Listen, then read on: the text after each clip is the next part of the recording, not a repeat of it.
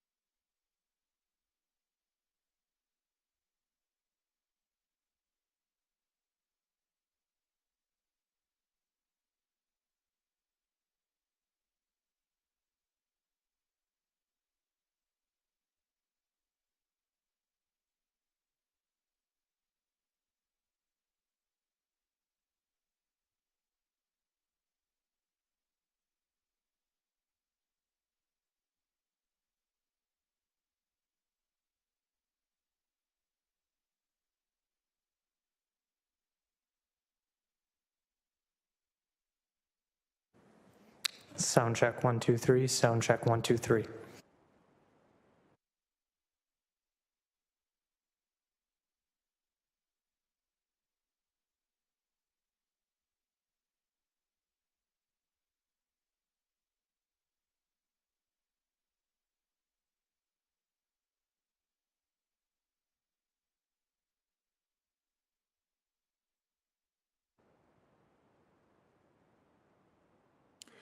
Good afternoon and welcome to the City of Hamilton's Emergency Community Services meeting. Today is October 2nd.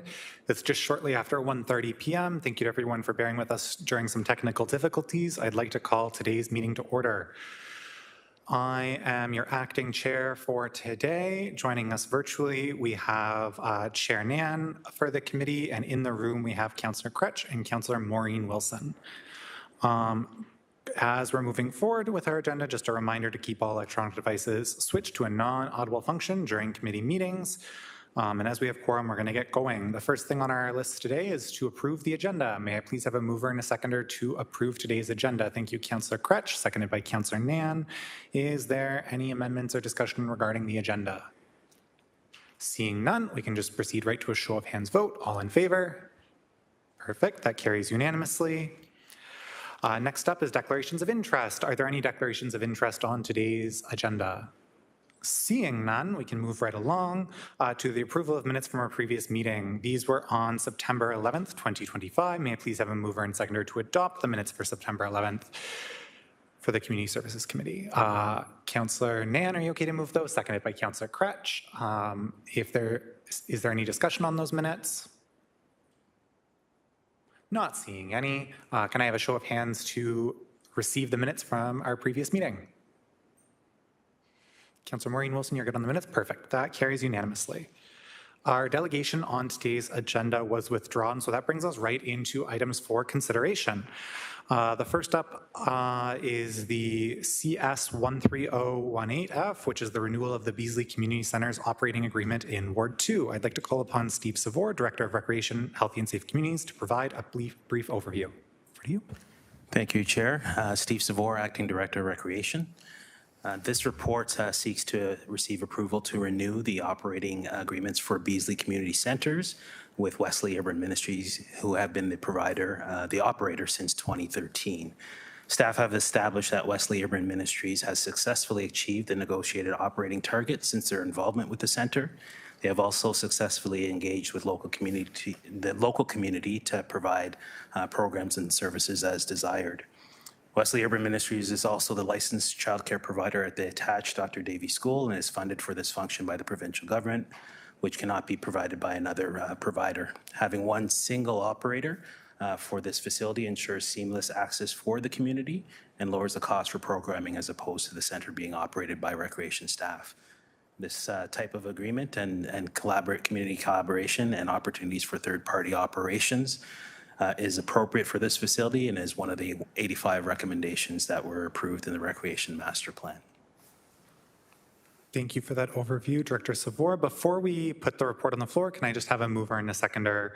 Thank you, Councillor Kretsch, seconded by Councillor Maureen Wilson. And then is there any questions on the report? Recognizing Councillor Kretsch.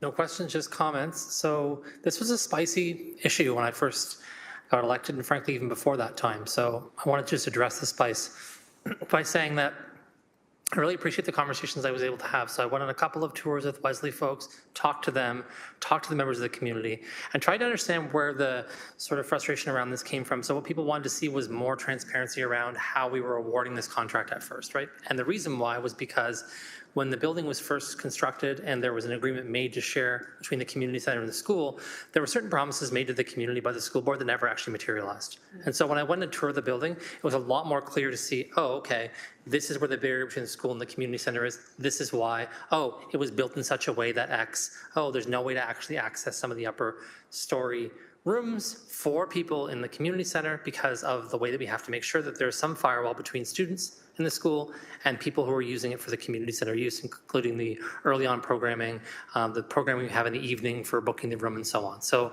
I just wanted to say that out loud because at first I really was wanting to make sure we had that diligence and asked to come back here and make sure that we were doing that and giving me some time to have a conversation with everybody. I've done that. I don't think there's any outstanding issues. I think everyone understands what happened. I think it was an historical problem with the fact that that community wasn't involved necessarily in how it all got divided out. They were told one thing, something else happened. And I think they thought that Wesley had a role to play there, but in my learning, it was mostly the school board who made a bunch of decisions about how to ensure the safety of students, and that's just how it is. Otherwise, I'm really grateful for the programming here. I've had a chance to spend some time, and it's wonderful. And frankly, we're getting, as far as I can tell, an extraordinary deal here from Wesley, who's offering this program basically at their cost, which if we were to put this out to anybody else would cost us a lot more money to run. And so they're willing to continue doing this, and they're willing to continue doing it at the cost they're doing it at. And that's a pretty remarkable thing. And so I'm supportive of it. Thank you. Thank you for those comments, Councillor Kretsch. Is there anyone else that'd like to speak to this report? Not seeing anyone. This was moved by Councillor Kretsch and seconded by Councillor Maureen Wilson. Sorry, Councillor Maureen Wilson, and it's up for a vote now.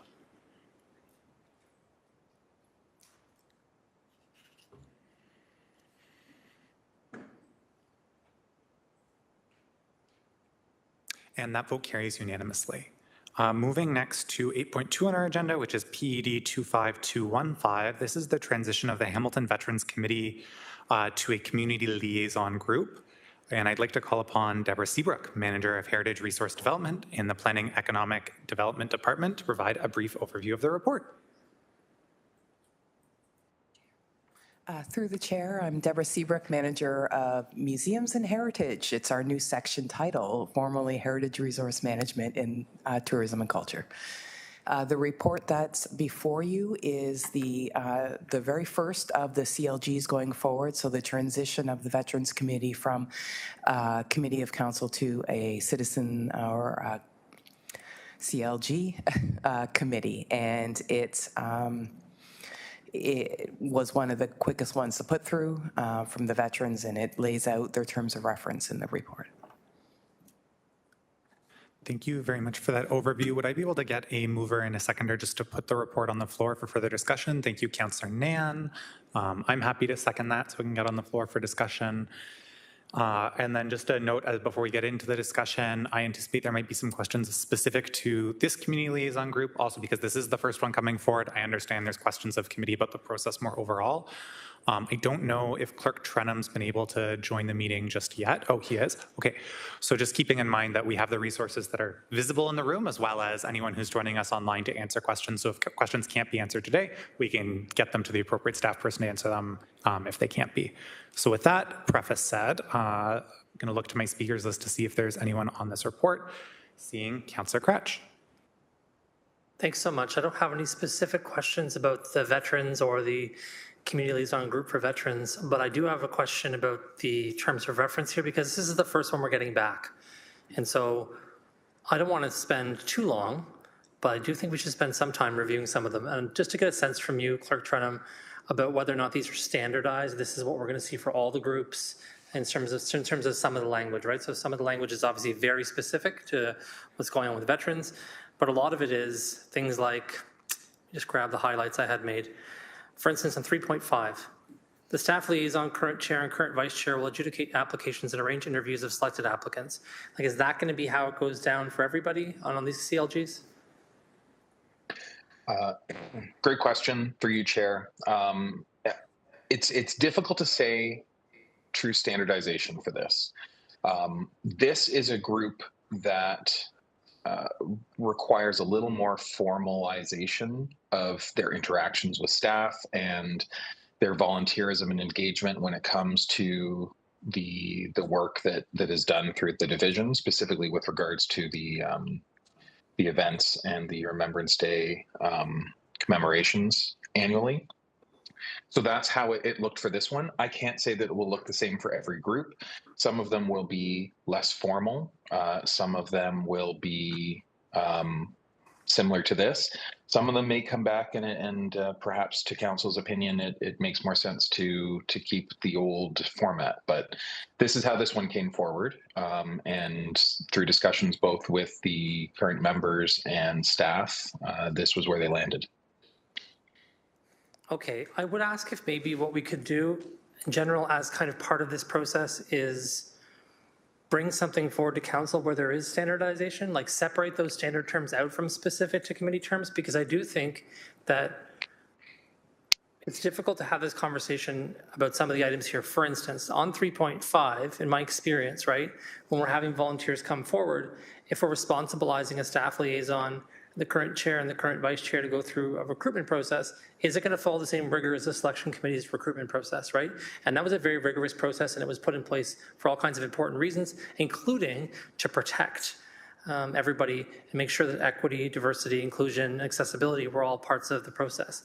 I don't think we can hold staff liaisons necessarily from across the organization who may or may not have that training or may or may not bring that rigor to the conversation to those kinds of standards. Also, things like the chair and the vice chair automatically renewed, it seems like ad infinitum, which maybe is not a problem in some places, right, but could be a problem in some areas where you have the chair and the vice chair coming back over and over and over again. As someone who's just had a lot of experience with advisory committees, I see some flags in here where I think more explicit language might be helpful as well. I'm not suggesting there's something wrong with any of this, but just more explicit language or how people get support. And, you know, for instance, 6.8, it says the rules of order of the group shall, as far as practicable, follow the rules of the City of Hamilton. I mean, that as far as practicable thing makes me feel anxious. These are not going to be necessarily things where I see them being live streamed either. They're going to be kind of held meetings, and the public can attend upon request. How does the public make that request? To whom? When? How far in advance? Is it similar to a delegation request? So I think these are the kinds of questions we're going to get from the public as these things unfold. It may not be necessarily relevant to the specific committee because of the nature of the work that you do. It's specific to really organization around a couple of important events in the year. And I really appreciate Appendix B, which goes into like how that's all going to work and whose responsibilities that are. I think that's fantastic, right? That's a really fantastic resource, and it's very transparent to the public how that works. But I'm just concerned about how this all will materialize, because in my experience, there are sometimes barriers in place that are very, very formal in nature, and I see many in here, and I worry about that. So is there a way to bring back maybe the standard approach we'll be using for most of these things and have a discussion about that separately? I don't know. What do you think is the best way to address that? So through you, Chair, there was some discussion with the engagement team around bringing an information report. I'm not sure, I can't remember the timing off the top of my head. I think we were looking at towards the end of this year, just to update council on what the overall process looks like. And I think speak to some of the things that you're concerned about. This group is a little bit different from what we'll see from the rest of the what were the advisory committees and going forward to some of these community liaison groups or engagement activities, just simply because of the nature of the work. This really is a group of volunteers with very narrowed focus and looking for very specific knowledge base when it comes to commemorating Remembrance Day activities through the city, which is why it looks the way that it does. And I would think the documentation reflects the needs of that particular engagement activity and volunteerism. A better way to think about this, and a community liaison group might not be the best name for this particular one. It's just an all-encompassing title for these types of engagement activities. But ultimately, these are a group of volunteers assisting staff in putting on these events. And that's really what it comes down to for this one. But the formality of how that engagement and volunteerism works made sense in this case to come forward with those terms of reference as you see them. But to your point, yes, we can provide an update to committee and council on the overall process and maybe how some of the other pieces might fall into place the way you've described them. Yeah, maybe it's just good to meet offline about this, but I think another example of a concern I have, again, I'm just flagging a few that I think are worthwhile pointing out now. I could talk about maybe 20 or 25 things here, but I won't. 5.5, it says, everyone's going to endeavor to attend all the meetings. Cool. Members shall be requested to resign in the event that 3 consecutive meetings are missed without prior notification to the chair and staff liaison. So it's pretty easy, I would presume, to email the staff liaison. They have a Hamilton email address. The chair may not. The chair may not have a Hamilton email address. There may not be good email protocols with the email they use. They keep using Hotmail or Yahoo or whatever. It goes to the junk folder. The person doesn't get it. Suddenly now someone's excused from the committee. I'm not trying to hyperbolize here or make up scenarios that don't exist. I've just actually been through some of these scenarios before where, not the chair not having a Hamilton email address causes a certain kind of problem. So I think those kinds of overlays, when we think about these like scenario-based situations, I think are really important. And saying, for instance, like for all CLGs, the chair and vice chair will have Hamilton email addresses. Like however we want to do that, just to ensure there's some institutional support. And also, I'm supposing some of this stuff is subject to MFIPA. So just also being thoughtful about the roles that chairs and vice chairs are playing, because in this whole thing, it seems like they're playing quite a role. Right? They have quite a role to play here, and that's great. And I think their involvement is really important. What does it look like for them, and what are their responsibilities? So if whatever's coming forward could outline that, and then maybe even just prescribe a terms of reference, it's kind of some standard elements that you might be selecting from. And that would be very helpful for me. Thanks.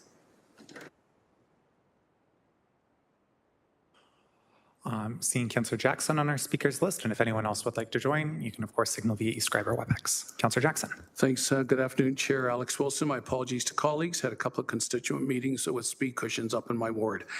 We're on this matter. Won't come as a surprise to anyone. This is about the Veterans Committee transitioning. I'll be asked to be recorded as opposed to this. Elsie Versace, one of the worst mistakes that this council has made in disbanding the former advisory committees to standing committees of council, and all the good collaboration and accountability and connection that those advisory committees had, reporting once a year, if not more often, to with the veterans, the seniors, to this standing committee. I always enjoyed the presentations, their updates, all the great work that they were working on. And unfortunately now it will be buried within the department, and the department will decide who will be on those new community liaison groups, and whether or not we get future reports, I guess, will be up to those particular departments. I'm saddened by it because I thought that with maybe some tweaking, the traditional advisory committees and their reporting, and I know they all enjoyed reporting up through these standing committees, will be lost. So I'll be recorded as opposed. Thanks, Chair Alex Wilson. Thank you, Councillor Jackson. Not seeing anyone else on the speakers list. Councillor Maureen Wilson, can I pass the chair to you? Yes, thank you. Just two quick questions from me through you to staff. Question, I'll just ask them both off the top. If that's so. One is about consultation and just understanding that the current chairs of the group are referenced in the report under consultation. Just if some comments could be shared at a high level, what was the group's feedback with response to this change? So consultation is question one. And then my other question is just about the financing of the group. So I understand that the budget's being transferred to this new, to the tourism division to support. My understanding is costs for this activity are generally either internal to other city divisions. So for example, parking for an event, seat applications, some of those event-based costs, and others might be external. Can you maybe anticipate, like, how does that actually work? If the budget's going from a city department to a different city department, will there be a change in how things get spent? What's the role of the staff person in supporting that? So first question about consultation, and then another question about finance, and happy to break them back or repeat through you. Through the chair, I might need you to repeat that, but I'm going to turn it over to Christopher Redford, who is actually the employee that is the liaison to the new Veterans Committee. In response to the consultation and their general feedback, they found the entire sort of 3-year period since the last election to be frustrating and waiting for movement. They've waited 7 years for reinforcements, if you want to put it that way. So this has been a frustrating process. However, the consultation that has taken place since March has been good, and they are happy with the things in the report that address their concerns. Initially, there was an opposition, but the way in which the report, with consultation with them, has been framed, they're pleased. They do like formality. They do like commitment of volunteers, and they do very much like the idea that the expertise that is desired is best determined by the veterans themselves, and therefore in the recruitment process, which is in there, that is actually the biggest selling point for them in terms of this as the thing going forward, as is the fulfillment of their desires for a greater web presence to offset the reporting structures, so that if you have a greater web presence, you have a greater connectivity with the community in that way, that offsets some of the concerns in terms of the reporting to council.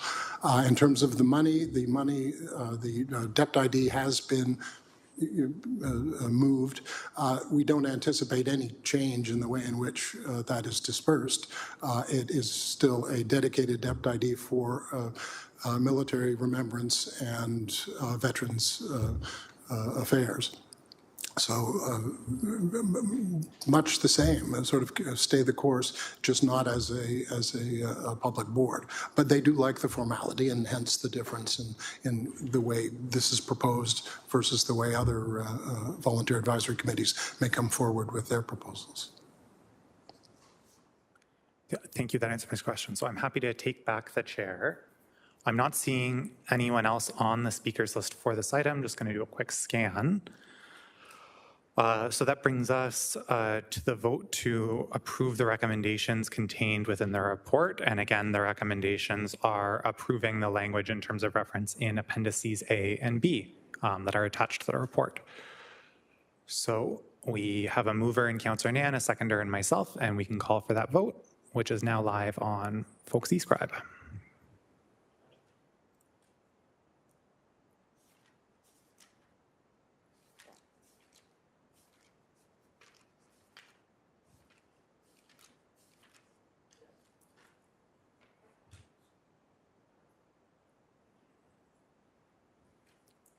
And that vote carries 4 in favor and 1 in opposition.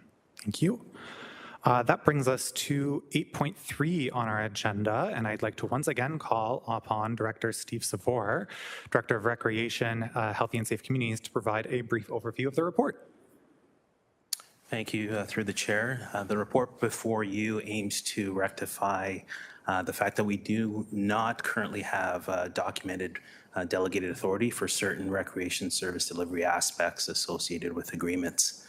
The authority will allow staff to expand services without taking on all costs, enhance community access and collaboration, formalize expectations and accountabilities with agreement holders in a nimble fashion. The types of service delivery agreements include service contracts, for example, with custodial services, program delivery contracts with third-party operators that run our classes, and volunteer agreements which allow us to outline expectations and liabilities and roles for volunteer coaches and leaders. While staff have been working within our signing authority thresholds and with the blessings of our colleagues in legal and procurement for those particular situations, it's prudent to have a formal process, approval process for this to occur. As approval for delegate authority in recreation services is being sought for recreation service delivery, this does not preclude staff from bringing forth reports and recommendations to committee for consideration based on guidance with our general manager. Essentially, this is really a housekeeping of a practice that has been occurring as it relates to our ability to action service delivery. Thank you for that overview, Director Savor. Would I be able to request a mover and a seconder to put the report on the floor? Thank you, Councillor Kretsch, followed by Councillor Nan. Is there any questions or comments or discussion on this item? Seeing none, if I could pass the chair to Councillor Maureen Wilson again, just a quick question from myself. In the past couple of days, there's been a lot of conversation about school board assets that the city maybe has joint ownership, shared ownership. And my understanding is typically, at least in, maybe I can't say typically, in the ones that I'm aware of in the Ward 13 context, recreation is the kind of the city partner with the school board, and they're all very site specific and weird. And I guess that's my question is, are those types of agreements included within this delegated authority? So for example, it's recognized as a city asset, but it's located within an HWDSB property. And I can think of two Ward 13 examples. I'm sure there's others in the city. Are those included in this delegated authority? No, these are more for, through the chair, these are more for service delivery opportunities. Those partnerships and collaborations that we have with the school board are more substantial. They would be subject to more scrutiny and more awareness from both committee and from the general public as well. Thank you. I appreciate that clarification. That was the only question I had, so I'm happy to take back the chair. And seeing no one else on the list, I believe this was properly moved and seconded, and so we can proceed with the vote.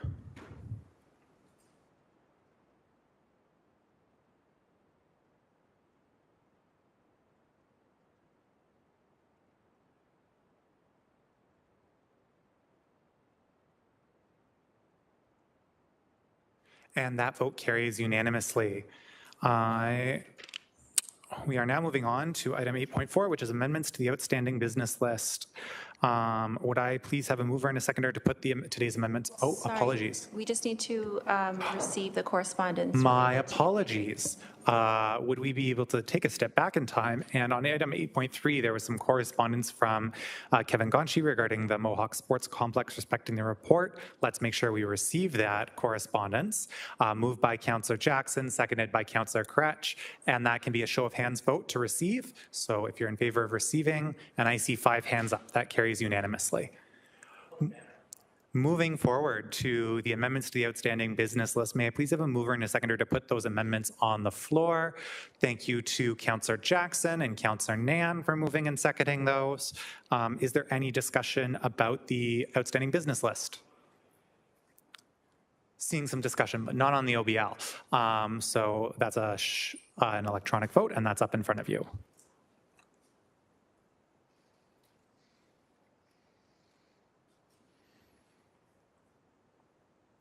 That vote carries unanimously. Are there any notices of motion from committee members? Seeing no notices, there being no further business, this meeting is adjourned at 2 p.m. That's how it's done, AFNA.